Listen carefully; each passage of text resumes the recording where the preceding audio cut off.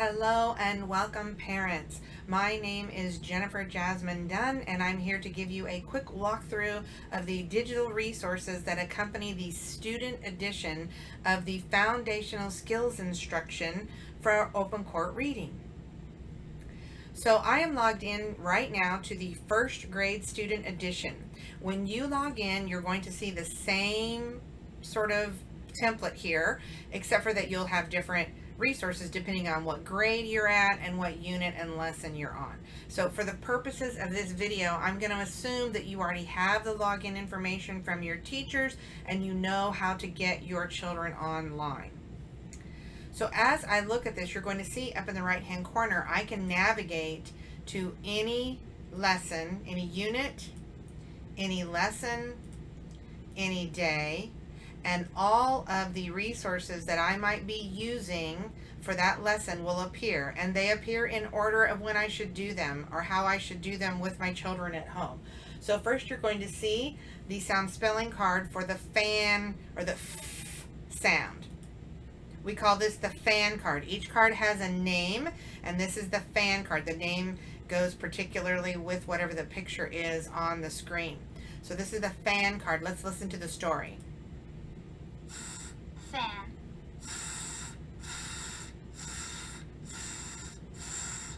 What's that funny sound? It's Franny the fan going round and round. And this is the sound that old fan makes.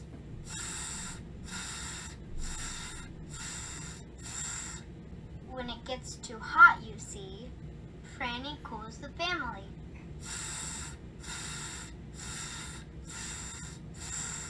She fans Father's face and Foxy's fur and Felicity's feet. Hear the fan whir.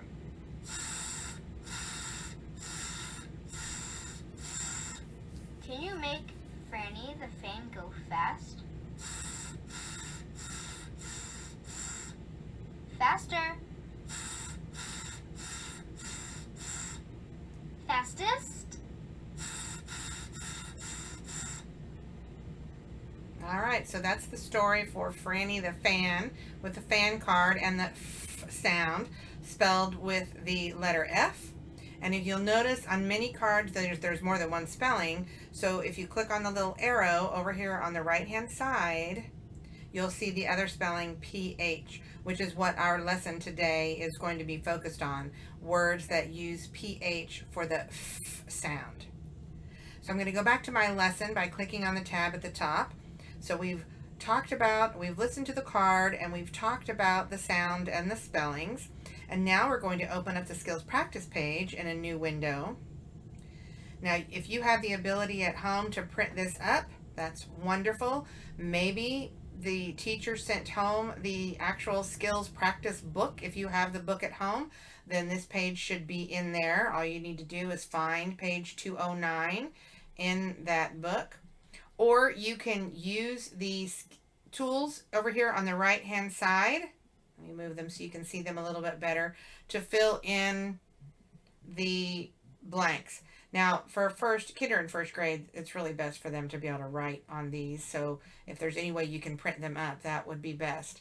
But anyway, and we will send another video out to show how you can complete these using the tools and then save them to your laptop or your hard drive and then email them to teachers if that's something that they are asking you to do.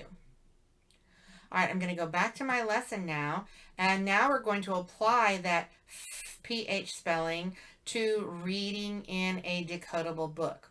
Now, for those of you who may not know what a decodable book is, it's a book with words that only have the spellings that students have learned up to this point in the school year, and or high frequency words that they have learned up to this point in the school year. A decodable book is, the purpose of the decodable book is for students to practice reading with the skills they've already had. There will never be a word that students, with a spelling that students haven't learned about yet. So in this case, the phantom frog, kids know all of the sounds and spellings in this text, so they can practice reading, practice thinking about comprehension, and practice their fluency. When we get here to the book, this is an interactive book, so I can read it on my own. Philip and Ralph take a hike, or I can listen to it. All I've got to do is click on the listen up in the right-hand corner and click then on the little speaker button. Philip and Ralph take a hike. They left their cell phones at home. Philip and Ralph. Stop. All right, so what can I do here after I read this first page with kids? I could have them pull out the words that have the PH, Philip and Ralph, and talk about where that PH is in the word and the sound that it makes. I could have them summarize for me what we've read so far, and then we can go on to the next page. Have them read it a couple of times. Now remember, the purpose of the Decodable is for students to read themselves. So it's okay to listen to it once, and maybe you can read it once, but students really need to be able to read these on their own. So as much as possible, you want to push them to try to do that. Again, there shouldn't be anything on these pages that students haven't already learned. It just takes practice, and it takes a little bit of pushing so that they understand, and confidence so that they know that they can do it. All right, so that's a Decodable book. So we've learned about the F sound spelled PH. We did a skills practice page to practice that concept, and then we read a decodable text practicing that sound and spelling in a connected text. Now the next thing we have, and these are almost always on day 4 of a lesson, are a couple of games. One is a phonics activity, or a phonemic awareness activity, and this is going to be specifically focusing in on high frequency words. High frequency words are words that are seen a lot in text, and sometimes we can decode them and sometimes we can't. We just have to memorize them. So most of the time these high frequency words are very similar. We're just going to read it. Read the word how. How. Spell the word how. H-O-W. Click on the line below when you are ready to type the word how. So I'm going to click inside the lines and H-O-W and click OK. And then we can go to the next one. So that is the phonics activity, which really is high frequency word activity, but many of them will be phonemic awareness or phonics, where they will practice with the sounds and spellings we've been learning. And then Unicorn Bob, that's a game. A lot of fun. Make Unicorn Bob jump to the balloons with the correct answers. Click or tap faster to help him jump higher. Click or tap the words you want to hear. Find words that end with the sound. All right, so now I can play this on my iPad, or I can use the arrows on my laptop to move Unicorn Bob around, and I can tell that this particular lesson or this particular game is the at the end, so we're looking for MB, it looks like. So I make Unicorn Bob jump. I have to avoid the little elf dude, and I have to avoid the bat also. There we go. So that's the game, Unicorn Bob. There's a lot of different games that kids will play as they move through the lessons. So that's what your basic lesson is going to look like. If I scroll down, you're going to see a box that says assignments. Anytime the teacher will assign maybe the skills practice page, maybe they'll assign the decodable for students to read, that will be found down here in the assignments box. Now I want to go back up to the top left-hand corner, and click on the menu. In the menu, I'm already at the to-do page. That's my today's view or the lesson. Now I want to go down to the resources. This is a resource library that has everything I will need for my lessons, and I can just go here instead of actually going to a lesson. If the teacher hasn't assigned or told me what lesson to go to, this is a great place to come to. I can find the games and the phonics activities. So first of all, you're going to find all the songs at K and 1. Second and third grade, there's not going to be very many songs. But K and 1, you've got songs here. The alphabet song, the apples and bananas song that kids have a lot of fun singing. And then if I go to the next tab, we'll find the English Learner Photo Library cards. These are cards with translations on the back, beautiful pictures on the front, and translations on the back with a nice friendly explanation for what that is. Now these are used in particular lessons that the teacher has in the classroom for English learners. However, you could use these to just pick one or have the kids pick one that they like, talk about it, have them use it in a sentence, maybe make up a story about it, maybe write a paragraph about it. These are really nice just jumping off points for writing and developing oral language. Let me go back. And the next thing you'll see in our cards tab is the sound spelling cards. These are all the interactive sound spelling cards in one place. So I can click on any one of those. I'm not going to play it right now. You can have fun checking them out later, but I can click on any of those, listen to the story, talk about the spelling with my children, or they can go in on their own and just kind of review all of them up to the point where they have learned them. Now let me show you something.